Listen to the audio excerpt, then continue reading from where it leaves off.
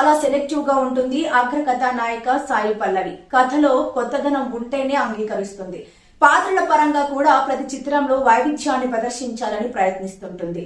అందుకే ఈ తమిళ సోయగానికి స్టార్ హీరోలకు ఉన్నంత క్రేజ్ ఉంది. ప్రస్తుతం ఈ భామ తెలుగులో నాగ చైతన్య సరసన తండేల్ చిత్రంలో నటిస్తున్నది. తాజా సమాచారం ప్రకారం ఆమె విజయ్ దేవరకొండతో జోడీ కట్టబోతున్నదని తెలిసింది.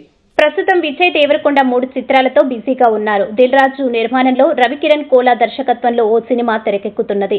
గ్రామీణ నేపథ్యంలో యాక్షన్ కథాంశం ఇది. ఇటీవల విజయ్ దేవరకొండ జన్మదినం సందర్భంగా విడుదల చేసిన ప్రచార చిత్రం అందరిలో ఆసక్తిని రేకెత్తించింది.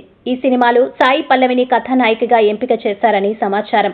కథలోని కొత్తదనంతో పాటు తన పాత్ర ఛాలెంజింగ్ గా అనిపించడంతో ఆమె ఈ సినిమాకు ఓకే చెప్పిందని అంటున్నారు. అయితే ఈ విషయంలో అధికారిక ప్రకటన రావాల్సి ఉంది. ప్రస్తుతం సాయి పల్లవి తాండేల్తో పాటు హిందీలో రామాయణ చిత్రంలో నటిస్తున్న విషయం తెలిసిందే.